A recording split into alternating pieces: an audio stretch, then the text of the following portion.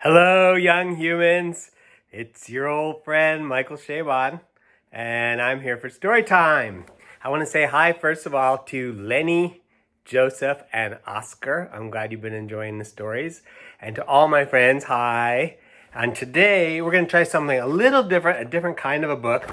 Today, we have a book called Frog and Toad Are Friends, which is still a picture book, but it has more words. And the stories it has a few different stories in it, and I'm not sure how many I can do in one story time, but I'll do as many as I can fit, maybe two. And then if they seem fun to read, then maybe we'll do the rest of the book tomorrow. How about that? So this is Frog and Toad Are Friends, and it's by Arnold Lobel. There's Frog, and there's Toad. And they're friends.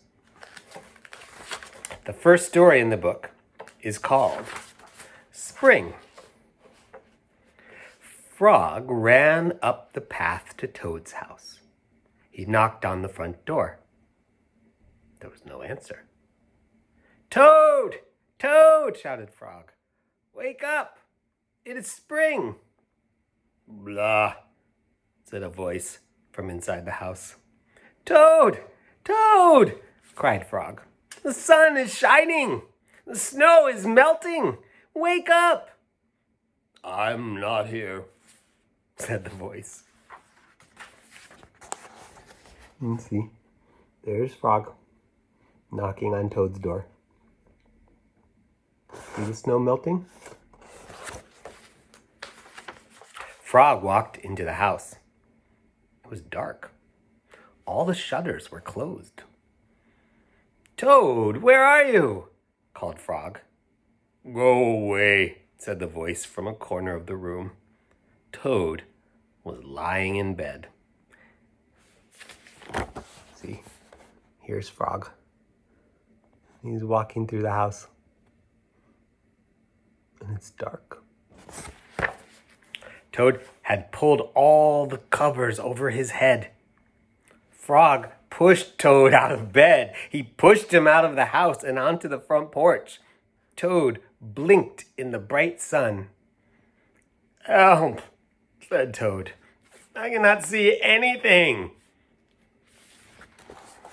Here's a picture of Toad in bed. See how he has the covers pulled up? I like to sleep that way too, with the covers pulled up. "Don't be silly," said Frog. "What you see is the clear, warm light of April. And it means that we can begin a whole new year together, Toad. Think of it," said Frog. "We will skip through the meadows and run through the woods and swim in the river. In the evenings, we will sit right here on this front porch and count the stars." "You can count them, Frog," said Toad. "I will be too tired. I am going back to bed." See? Frog's telling Toad all the fun things they could do now that spring is here. Toad doesn't seem very interested, does he? Toad went back into the house. He got into the bed and pulled the covers over his head again. "But Toad," cried Frog, "you'll miss all the fun." "Listen, Frog," said Toad. "How long have I been asleep?" "You've been asleep since November," said Frog. "Well then," said Toad, "a little more sleep will not hurt me. Come back again and wake me up at about 1/2 May. Good night, Frog." Look, here's Frog and Toad went back to bed. He's not ready to get up yet, even though it's April. "But Toad," said Frog, "I will be lonely until then." Toad did not answer. He had fallen asleep. Frog looked at Toad's calendar. The November page was still on top. Frog tore off the November page. So look, here's a calendar, a wall calendar. I bet you've seen something like this. There's a page for every month And then when there's a new month, you tear off the page. Now, when Toad went to bed, it was November. And so that's why his calendar still says November. But now it's April. So there are a lot of pages that have to be torn off. Frog tore off the December page, and the January page, the February page, and the March page. He came to the April page. Frog tore off the April page too. So, Frog's playing a little bit of a trick. Now, he tore off all the right pages. It's not November, it's not December, it's not January, February, or March. He tore off all those pages, but it's April. So he should leave up the April page. But he didn't. He tore it off too. Why? Because when did Toad say he would wake up? Then Frog ran back to Toad's bed. Toad! Toad! Wake up! It's May now! What? Said Toad. Can it be May so soon? Yes, said Frog. Look at your calendar. Toad looked at the calendar. The May page was on top. See?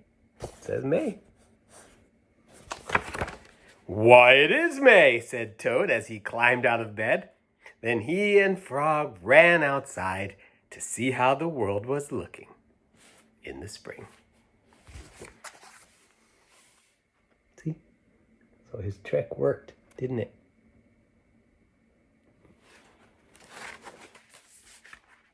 No, we have time for another one. Let's do the second story. It's called The Story. This one also has bed in it, see? But now look, it's Frog who's in bed. One day in summer, Frog was not feeling well. Toad said, Frog, you are looking quite green. But I always look green, said Frog. I'm a frog. Today you look very green, even for a frog, said Toad. Get into my bed and rest. Toad made Frog a cup of hot tea. Frog drank the tea, and then he said, Tell me a story while I am resting. See? That's what's happening in that picture. Now he wants a story. All right, said Toad. Let me think of a story to tell you. Toad thought and thought, but he could not think of a story to tell Frog. I will go out on the front porch and walk up and down, said Toad. Perhaps that will help me to think of a story.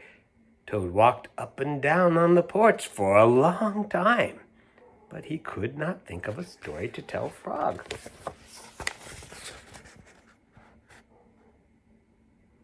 See, he's trying to think of it in the chair, and there he is trying to think of it by walking up and down on the porch.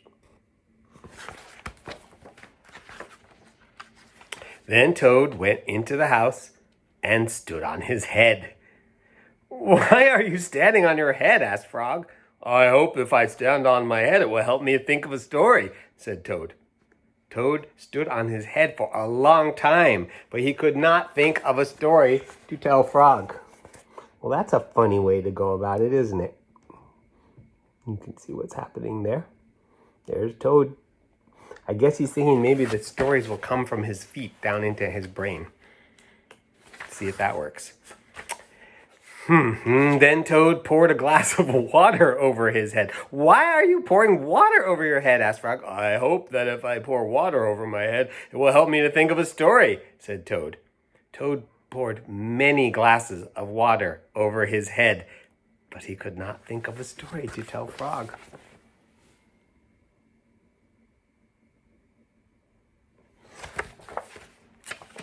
Then Toad began to bang his head against the wall. Why are you banging your head against the wall? Asked Frog. Well, I hope if I bang my head against the wall hard enough, it will help me to think of a story, said Toad. Look, he's feeling kind of dizzy there. Look, there he is banging his head against the wall. I do not recommend that you try this. Look what happens. Well, I'm feeling much better now, Toad, said Frog. I don't think I need a story anymore. Well, then you get out of bed and let me get into it, said Toad, because now I feel terrible. Frog said, would you like me to tell you a story, Toad? Yes, said Toad, if you know one. So they have to change places now because Toad did so many crazy, silly things trying to think of a story. He doesn't feel good. He probably hurt his head. And now he wants Frog to tell him a story. Well, once upon a time, said Frog, there were two good friends, a frog and a toad. The frog was not feeling well. He asked his friend the toad to tell him a story. The toad could not think of a story, but the toad could not think of a story. He walked up and down on the porch, but he could not think of a story. He stood on his head, but he could not think of a story. He poured water over his head, but he could not think of a story. He banged his head against the wall, but he still could not think of a story.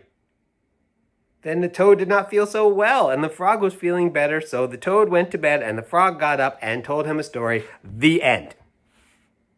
How is that, Toad? Said Frog.